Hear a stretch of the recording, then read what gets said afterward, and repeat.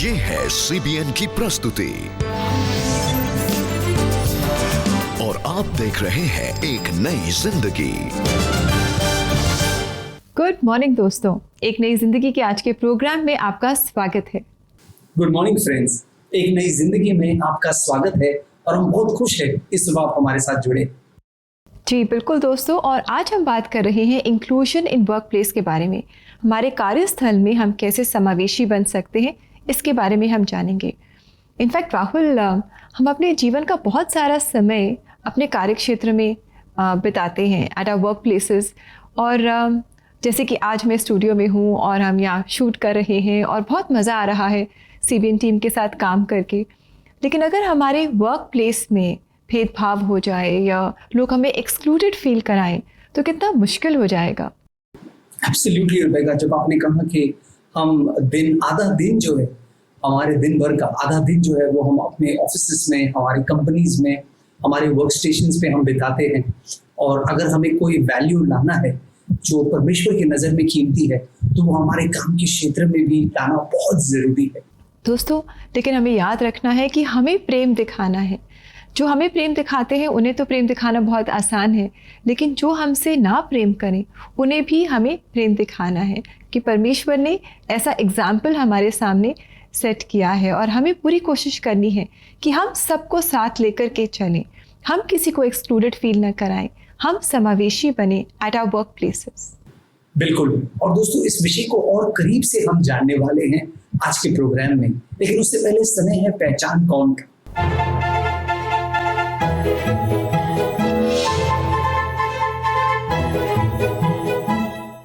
पहचान कौन में आपका सवाल है, वो कौन था जो कर केंद्र पर बैठा था जिसे यीशु ने उसके काम के क्षेत्र से बुलाया अपने पीछे को लेने के लिए। आपके ऑप्शन है A पतरस, B यूहन्ना, C लेवी या D यहूदा। तो दोस्तों, अगर आप इस सवाल का जवाब जानते हैं, देर न करें, जल्दी से आप CBN इंडिया के YouTube चैनल पर जाएं और आज के एपिसोड के कमेंट सेक्शन में अपने जवाब हमारे साथ ज़रूर शेयर करें। यस दोस्तों, हमें आपके जवाब का बेसब्री से इंतजार रहेगा। जी बिल्कुल दोस्तों। और दोस्तों, अक्सर कहा जाता है डोंट जज a book by its cover, यानी कि हम अक्सर लोगों को उनके बाहरी रूप से जज करते हैं। और ऐसा ही कुछ हुआ हेदर फरेरा के साथ भी। लोग उनको उनकी डिसेबिलिटी को देखकर जज करते थे, उनके बारे में राय बना लेते थे। आइए आज हम उनसे मुलाकात करें और जानें कि क्या वो अपने जीवन के द्वारा लोगों की इस राय को बदल सकी। आइए इनसे मुलाकात करें।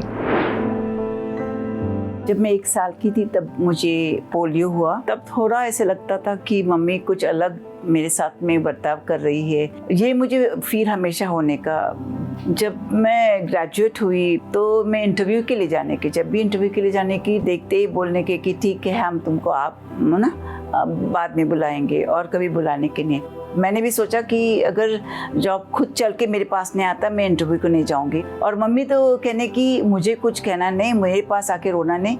ऐसे बहुत सवाल आने के क्यों मम्मी ऐसा करती है। एक रात मुझे मैसेज आया परमेश्वर की तरफ से कि तू बाइबल पढ़, बाइबल में यिर्मयाह है। तो मैंने सीधा जाके यिर्मयाह पढ़ा और उसमें मैंने देखा कि परमेश्वर कहता है कि मैं वो परमेश्वर हूँ जो तुमको जानता हूँ, माँ के कोख से पहले जानता हूँ, मैंने तुमको चुना है। तो मैंने उस दिन से बाइबल पढ़ना शुरू किया। छोटे से एक ग्रुप था, प्रेयर ग्रुप, वहाँ जाने लगी और वहाँ से प्रॉब्लम्स मेरे कम नहीं हुए। प्रॉब्लम्स तो रहे वही, लेकिन एक ताकत मिली, एक शक्ति मिली, एक जैसे आशा मिली कि मेरे साथ कोई है। एक अंकल जैसे थे एरिया में, स्लम में, वो बच्चों को स्पॉन्सर करने के फीस के लिए, पढ़ाई के लिए। तो मैंने कहा मैं आऊँगी 6 to 9 में बच्चों को पढ़ाऊँगी। उस दौरान वर्ल्ड विजन का एक मैनेजर था, वो प्रोजेक्ट स्टार्ट करने आ रहा था 91 में, और उसने कहा इधर एक जॉब है क्रिश्चियन NGO में जहाँ पे HIV लोगों के साथ काम करना है। उस दिन से मैंने जॉब लिया। शुरू में HIV जब 91 में हम काम करने लगे तो सब बस्ती वाले बोल रहे थे यहाँ से निकल जाओ, HIV हमारे एरिया में नहीं है, हमको तो बाहर निकाल दिया। लेकिन जब हमने एक पेशेंट को लेके गए और उसने खुल के कहा मुझे ऐसा हुआ HIV, और तब उन्होंने जाना कि हमारे एरिया में भी ऐसे लोग हो सकते हैं। ज़्यादा से 1000-2000 पेशेंट्स के साथ में मैंने काम किया होगा। हमारा एक सेंटर भी था, ड्रॉप इन सेंटर, जहां हमने ऐसा रखा था कि अगर कोई औरत आ जाए HIV पॉजिटिव, सिर्फ डे टाइम रखा था, तो कोई भी औरत आने की, बेड पे सोने की, चाय बनाने की, खाना खाने की और फिर स्ट्रांग होकर अपने घर जाने की। तो वो बहुत सक्सेसफुल रहा हमारा ड्रॉप इन सेंटर औरतों के लिए। HIV लोगों के लिए पेन है, ज़्यादा करके बहुत सारा अनफॉरगिवनेस है, बिटरनेस है उनमें। ये तो इम्पॉर्टेंट है कि जिसने भी कुछ अपने साथ में गलत किया उसको फॉरगिव करना चाहिए। जैसे मैंने मेरे माँ को फॉरगिव किया, आज मुझे कुछ लगता नहीं उनके बारे में जो भी उन्होंने किया।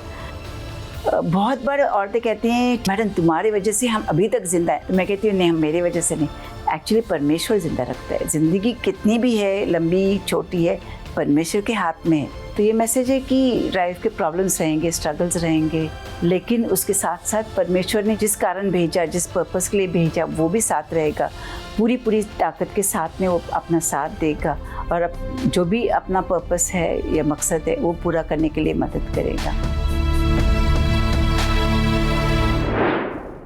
राहुल, कितनी इंस्पायरिंग स्टोरी है हैदर की। और अक्सर ऐसा हम करते हैं, है ना, जब हम लोगों को देखते हैं तो उनकी फ़िज़िकल अपीयरेंस को देखकर हम उनकी क्वालिटीज़ को असेस करने की कोशिश करते हैं, which is so wrong. Absolutely Rebecca, what really touched me in this story is Haider ji खुद चुनौती में होने के बावजूद उन्होंने ऐसों की मदद करना चाहा जो खुद बेबस है और मुश्किल में है और समाज के ठुकराए हुए हैं। And that is so inspiring कि उन्होंने अपने डिसेबिलिटी को नहीं देखा, अपने आप को रोका नहीं, लेकिन आज उन्होंने कई हजारों को छुआ है अपने प्रेम से और प्रभु के संदेश से।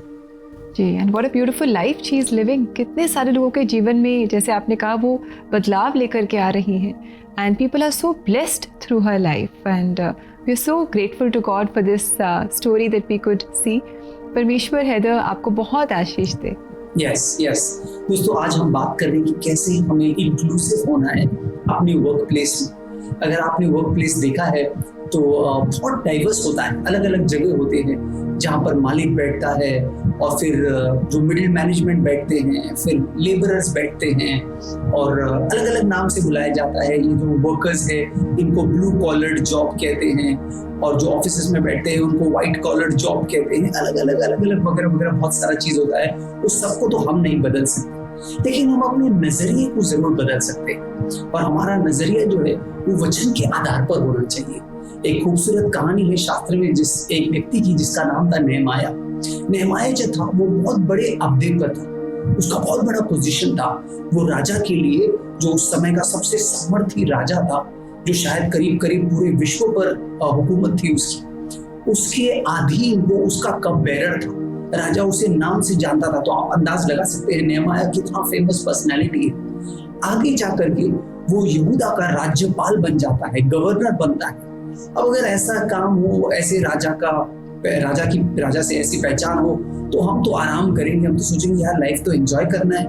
लेकिन नेहमाया ऐसा करता नहीं। नेहमाया का हृदय है कि यरूशलेम जो इस समय पूरी तरह से तबाह हुआ है उसको सुधारे।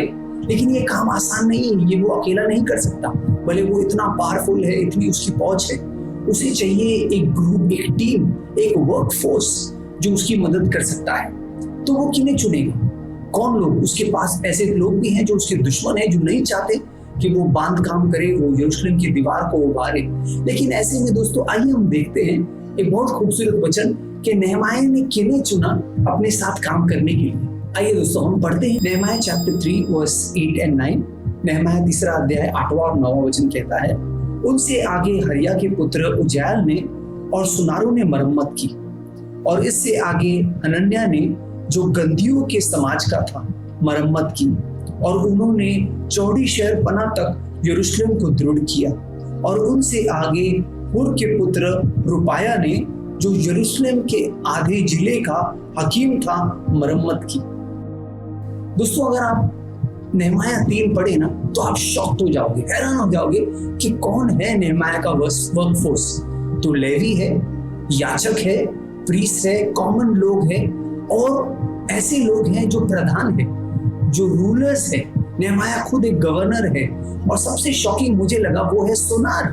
सोनार तो सोना बनाते हैं, सोने का काम करते हैं, लेकिन वो दीवार का काम कर रहे हैं। गंदिया लोग यानी कि जो परफ्यूम मेकर्स थे, जो सुगंध, जो परफ्यूम बनाते हैं, वो लोग भी जुड़े थे।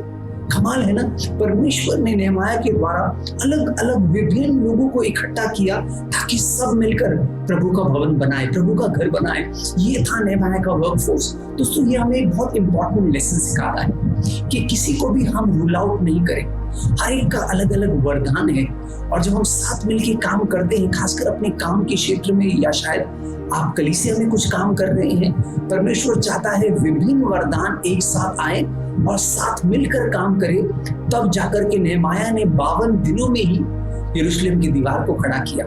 तो अगर आप काम के क्षेत्र में कामयाबी देखना चाहते हैं तो अपने टीम में विभिन्न लोगों को रखिए, चाहे वो महिलाएं हैं, पुरुष है, एजुकेटेड है, अनएजुकेटेड है, अलग अलग जाति के हैं, अलग अलग भाषा के हैं। दोस्तों, जब हम लोगों को इंक्लूड करते हैं, जब लोगों को शामिल करते हैं, समावेश करते हैं, तब हम परमेश्वर के आशीष को देखेंगे जैसे नेहमाया ने देखा। जी बिल्कुल, and that was really encouraging Rahul. हम सबके लिए जो काम करते हैं, ऑफिस जाते हैं और लोगों के साथ मिलकर हम काम करते हैं, we are in a team. तो that was a very very important lesson. Thank you so much for that. और दोस्तों, अपने वर्क प्लेस पर इंक्लूसिव होने के लिए, समावेशी बनने के लिए अगर आप प्रार्थना चाहते हैं, to call us for prayer on our CBN prayer line. हमारा नंबर है 9910401010 और हमारी लाइन सुबह 6 बजे से लेकर रात 11 बजे तक आपकी कॉल्स के लिए खुली रहती है। यस दोस्तों, ये नंबर जो है ये हमारा व्हाट्सएप नंबर भी है, तो आप हमें इस पर व्हाट्सएप मैसेज कर सकते हैं। आप समय छोटे से ब्रेक का, लेकिन जब ब्रेक से लौट कर आएंगे तो हम आपके लिए और शायद आपके समूह के लिए प्रार्थना करेंगे। तो कहीं जाइएगा नहीं, हमारे साथ बने रहिए।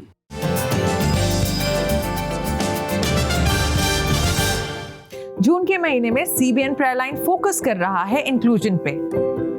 इंक्लूजन का मतलब है भिन्नता में भी हम एकता में रहें। CBN की पूरी टीम इस एकता में आगे बढ़ रही है और आप भी इसका हिस्सा बन सकते हैं। CBN प्रेयर लाइन के साथ प्रार्थना में जुड़े, चाहे वो डिफरेंटली एबल्ड चाइल्ड के लिए हो, उनके फैमिली मेंबर्स के लिए, कलीग्स, नेबर्स या फिर कम्युनिटी डिफरेंसेस से रिलेटेड रीजंस के लिए हो।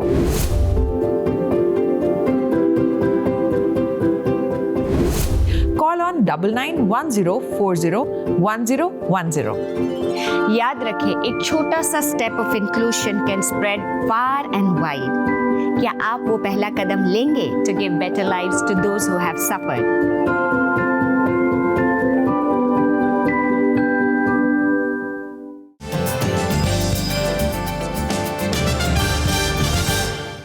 वेलकम बैक दोस्तों। आज एक नई ज़िंदगी प्रोग्राम में हम बात कर रहे हैं कि किस तरह हम अपने वर्क प्लेसेस में, अपने कार्यस्थल में समावेशी बन सकते हैं।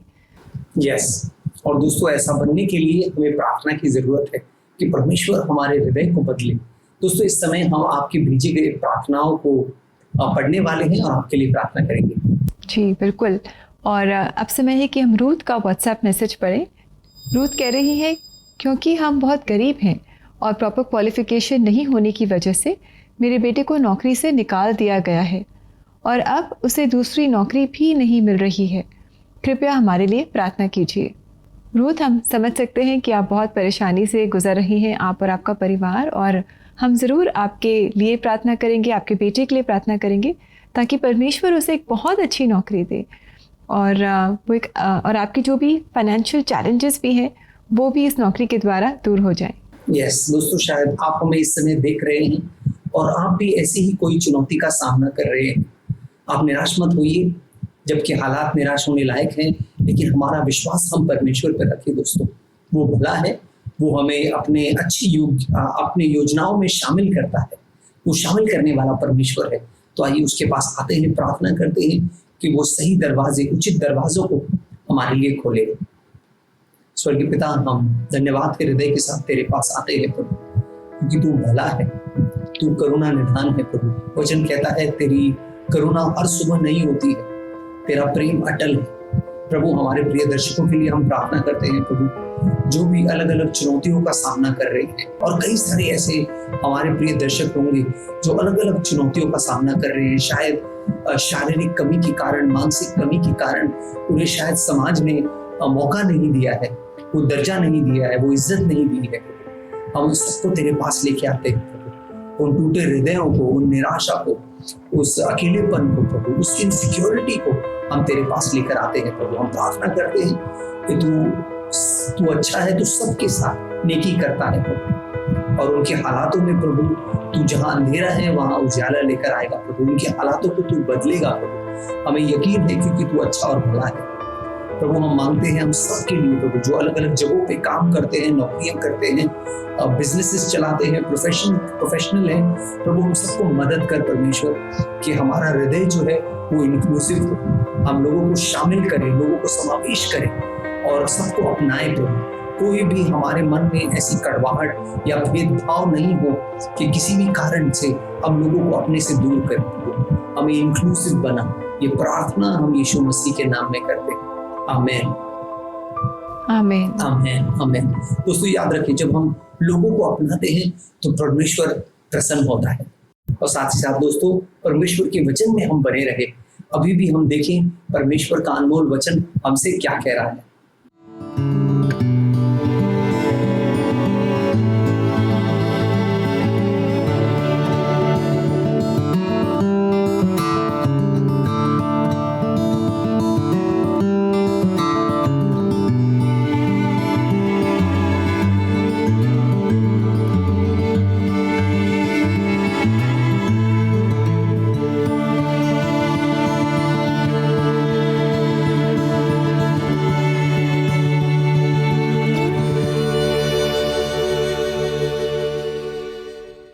राहुल, कितना अच्छा वचन है ना, जो हमें इंक्लूशन के बारे में बता रहा है। इनफैक्ट इंक्लूशन का जो हिंदी में मतलब है वो है समावेश, यानी कि एक जगह इकट्ठे मिलकर के काम करना या आगे बढ़ना। और हम देखते हैं कि प्रभु यीशु मसीह में हम सब एक हैं, we are one in Christ. That is such a beautiful thought, Rebecca. ये सच है कि परमेश्वर चाहता है हमारे काम के क्षेत्र में हम लोगों को अपनाएं, उन्हें शामिल करें, अपने जीवन का हिस्सा बनाएं, अपने काम का हिस्सा बनाएं। और यही आज हम सीख रहे हैं दोस्तों, क्योंकि ये प्रभु की इच्छा है। और दोस्तों इसी के साथ समय है कि हम लेंगे एक छोटा सा ब्रेक, और इस ब्रेक के बाद आज हम आपको सोफिया गर्ल्स कॉलेज अजमेर के मदर्स चैपल की सैर कराएंगे। So do stay with us, we'll come back सून।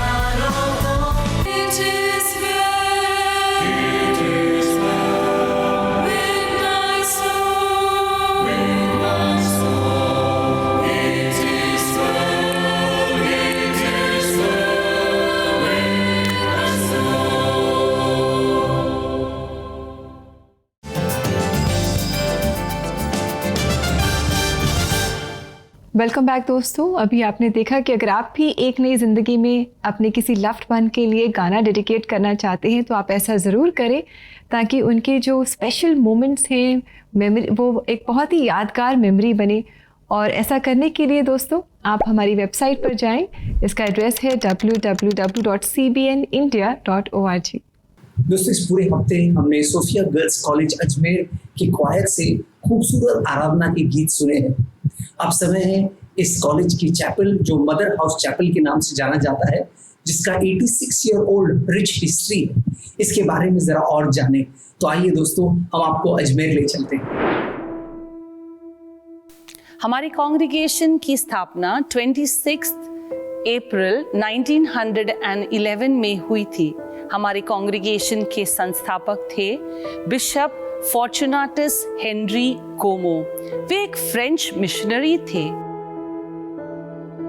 100 साल पूर्व वे राजस्थान में आए थे, जिसका उस समय नाम था राजपुताना। उस समय राजपुताना की स्थिति बहुत ही दयनीय थी। यहाँ पर महिलाओं, जो बालिकाएं हैं, उनके उत्थान के लिए कोई भी साधन नहीं थे। उन्होंने यहाँ पर आकर देखा कि लड़कियों को शिक्षित नहीं किया जाता।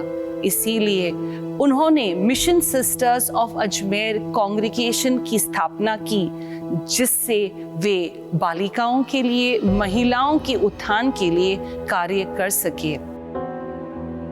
धीरे धीरे यहाँ पर मिशन इस्टेब्लिश हुआ, सेटअप हुआ, और जहाँ पर लोग आकर प्रार्थना करें, इसीलिए उन्होंने 1936 में इस सुंदर चैपल की स्थापना की। जैसे आप देखेंगे ये जो चैपल है वो गॉथिक स्ट्रक्चर में बनाया गया है, जहाँ पर कोई बीम नहीं होती है। जो रूफ स्ट्रक्चर है वो बीम के बिना बनाया जाता है। और देखा जाए तो इस चैपल को 86 ईयर्स पूरे हो गए हैं। मेरे पीछे वहाँ आप देखेंगे कि एक मार्बल का ऑल्टर है जो अभी तक प्रिजर्व किया गया है। वही ऑल्टर है जो ओरिजिनल जो हमारे फाउंडर के समय पे बनाया गया था। जैसे आप देख सकते हैं इस चर्च के डोर्स और विंडोज में स्टेन ग्लास लगा हुआ है। वो 1936 का ही है जो अभी तक प्रिजर्व करके रखा हुआ है। जो कोई भी यहाँ पर आता है इस शांत वातावरण में प्रभु का अनुभव कर सकता है। मुझे भी अपनी जो बुलाहट है इसी चैपल में मिली थी। बहुत सारे लोग यहाँ पर आते हैं और प्रेम और आनंद का अनुभव करते हैं, और इसके शांत वातावरण में लोग यहाँ पर आके प्रार्थना करते हैं और प्रभु की उपस्थिति का अनुभव करते हैं। उनकी अनंत शांति, बहुत सारी हीलिंग्स होते हैं, उन्हें बहुत आशीष मिलती है। तो कभी भी आप जयपुर रोड से गुजरे और आपको यहाँ पर आने का मौका मिले तो आप ज़रूर आएं और प्रभु के प्रेम, उनकी शांति और आशीषों का अनुभव ज़रूर लें। Wow, that was so lovely Rahul. बहुत अच्छा लगा मदर हाउस चैपल की सैर करके, और कितनी खूबसूरती से और बारीकी से हमें डॉक्टर सिस्टर पर्ल ने इसके बारे में बताया। और हमने जाना कि 1936 सो लॉन्ग बैक इसकी स्थापना हुई और आज भी बड़े अच्छे से इसे रखा गया है। यस, और रेबेका, मैंने ये भी सुना कि सिस्टर पर्ल ने बहुत मेहनत किया है इस क्वायर को फॉर्म करने में। और जो हम गाने सुन रहे हैं इस पूरे हफ्ते में, जो खूबसूरत गाने इस क्वायर ने गाया है, जिसने हमारी आराधना में इतनी मदद की है, ये सिस्टर पर्ल की बहुत मेहनत का नतीजा है। जी, तो आइए इस समय क्यों ना हम इनसे मुलाकात करें और इनकी सेवकाई के बारे में हम और जानें।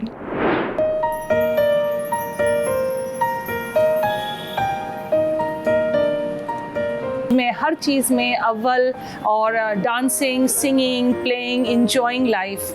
जब मैं सेकेंड ईयर में थी, मुझे उस समय कभी कभी ऐसा लगा, सर्टेन इंसिडेंट्स आते थे मेरे जीवन में जो मुझे स्तब्ध रख देते थे।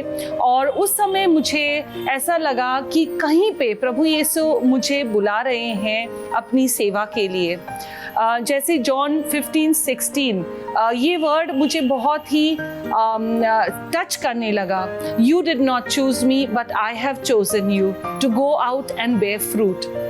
मुझे ऐसा लगा कि प्रभु मुझसे ऐसा क्यों कह रहे हैं, क्योंकि I am not worthy. I was finding my self कि मैं इस लायक नहीं हूँ कि प्रभु के लिए अपनी जीवन को समर्पित करूँ। एक दिन जब मैं चर्च गई और वहाँ पे मैंने प्रभु के वचन सुना, और उसमें प्रभु यीशु ने कहा, जो प्लाऊ पर अपना हाथ रखता है और वापस पीछे मुड़ के देखता है वो मेरे योग्य नहीं है। उसके बाद मैंने mission sisters of Ajmer congregation को ज्वाइन किया। मुझे ट्रेनिंग के लिए भेजा गया और कुछ ही समय बाद मैंने पोस्ट ग्रेजुएशन करने के बाद मुझे सोफिया कॉलेज में एज अ लेक्चरर नियुक्त किया, फिर वाइस प्रिंसिपल और फिर एज अ प्रिंसिपल। और मुझे भी गाने का, म्यूज़िक का बहुत ज़्यादा शौक है, तो मैंने यहाँ पर सोफिया गर्ल्स कॉलेज में अपने जो क्वायर है उसको और निखारा, उन्हें और अपॉर्चुनिटीज़ दी ताकि हम गाकर प्रभु की स्तुति कर सके। इसके बाद जब CBN ने हमें कांटेक्ट किया कि वो जो चर्च हिम्स है क्वायर के थ्रू वो रिकॉर्ड करना चाहते हैं और चर्च हिम्स को प्रिजर्व करना चाहते हैं, तो मुझे बहुत अच्छा मौका लगा कि हम अपने स्टूडेंट्स के थ्रू, उनके talent of singing and music के थ्रू हम प्रभु यीशु की स्तुति कर सकें और इन हिम्स को हम रिकॉर्ड कर सकें और इनको प्रिजर्व कर सकें, ताकि आगे वाली जनरेशन्स को ये बहुत ही सुंदर मीनिंगफुल जो हिम्स हैं वो उन्हें सीखने का और उन्हें गाने का मौका मिल सके।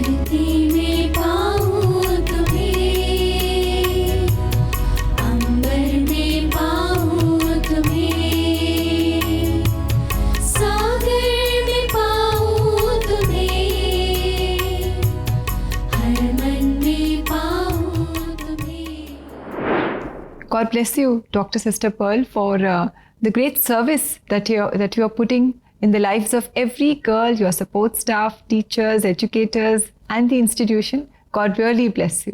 Yes, yes. दोस्तों, उम्मीद करते हैं हमारे आज के प्रोग्राम से आप बहुत प्रोत्साहित हुए हैं।